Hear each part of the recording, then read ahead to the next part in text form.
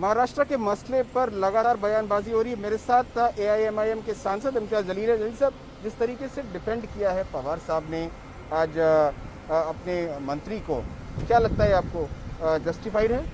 देखिए, एक तो शरद पवार साहब इस बात से इनकार नहीं कर सकते हैं, उद्धव ठाकरे साहब इस बात से इनकार नहीं कर सकते हैं और खुद देवेंद्र फडणवीस साहब इस बात से इनकार नहीं कर सकते हैं कि महाराष्ट्र का जो भी गृह मंत्री रहता है वो अपने पुलिस ऑफिसर्स के ज़रिए अपनी पार्टी के लिए पैसा इकट्ठा करता है करके, and it's a routine exercise. तो ये कोई अलग कर रहे थे ऐसी बात नहीं है। आप मुंबई के किसी भी बार, किसी भी हुक्का पार्लर वाले से जाके पूछिएगा, उसको हफ्ता देना ही देना पड़ता है। नाउ द क्वेश्चन इज कि किसी के दौर के अंदर 50 करोड़ मांगा जाएगा, किसी के दौर के अंदर 75 करोड़, इन्होंने 100 करोड़ रुपये मांगे हैं। लेकिन मुझे तो हैरानी इस बात की हुई कि शरद पवार साहब इस तरह से बिहेव कर रहे हैं जैसा बहुत ही ज्यादा उनकी पार्टी दूध की धुली है। ये जो पैसा जमा किया जा रहा था, ये गृह मंत्री अपने जेब के लिए ले रहा था, ऐसा नहीं है। जिसकी पार्टी रहती है, देखिए, जब पोर्टफोलियो बांटे जाते हैं, सबसे ज्यादा झगड़ा किस बात के लिए होता है कि गृह मंत्री किसके पास रहेगा करके। फिर उसके बाद आता है कि पीडब्ल्यूडी डिपार्टमेंट किसके पास रहेगा। जो भी मलाई वाले रहते हैं उनको मालूम रहता है कि ये पैसा इकट्ठा किया जाना है। तो शरद पवार साहब जिस तरह से कह रहे हैं कि नहीं, मामला बहुत सीरियस है लेकिन सिग्नेचर नहीं है। शरद पवार साहब अब बहुत मॉरल्स की बात करते हैं। राष्ट्रवादी कांग्रेस बड़े मॉरल्स की बात करती है कि राजनीति के अंदर ऐसी सफाई होनी चाहिए, राजनीति के अंदर जरा सा भी कलंक है तो साइड कर देना चाहिए। और ये लोग पूरे दिग्गज मीटिंग लेके कहते हैं कि नहीं, इनको रिजाइन करने की जरूरत नहीं है। देखिए, आज पूरे मुंबई पुलिस की छवि के ऊपर एक प्रश्न चिन्ह हो गया है। मैं जब मुंबई की पुलिस को देखता हूं तो मुझे ऐसा लग रहा है, अरे ये तो हफ्ताखोरी के लिए आई हुई है करके।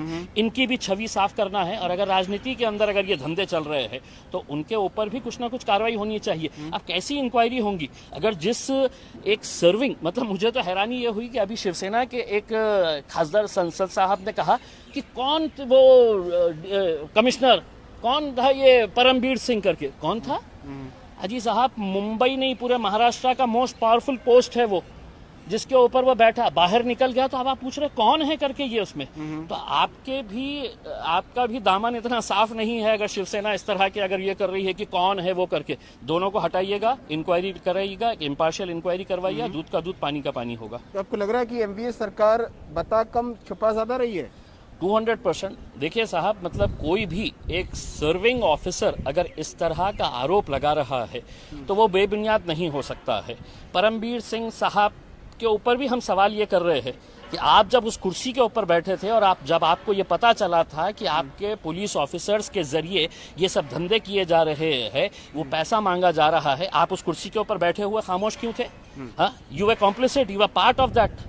हाँ, आपको जैसे ही निकाला आपने कहा कि नहीं साहब ये तो पैसे मांग रहे थे करके उसके अंदर, तो आप भी बचे हुए, ऐसा नहीं है। लेकिन एक पहली मर्तबा हुआ है कि महाराष्ट्र के अंदर एक सर्विंग मुंबई पुलिस कमिश्नर जिसकी रैंक डीजी के बराबर है, he is the supreme boss, वो अगर गृह मंत्री के ऊपर लगा रहा है तो मेरे हिसाब से ये बहुत संजीदा कह रही है कि गृह मंत्री के रहते इम्पार्शियल इंक्वायरी नहीं हो पाएगी। 100% सर, हम भी मानते हैं। ये कैसा होगी कि जिसके ऊपर आरोप लगाया गया है कि 100 करोड़ रुपए वो मांग रहे थे करके, पूरा हिसाब किताब बताया गया है कि 1075 है तो बार्स है, हुक्का पार्लर्स है, इनके पास से इतना इतना जमा करो, 50-60 करोड़ यहाँ से आएगा करके।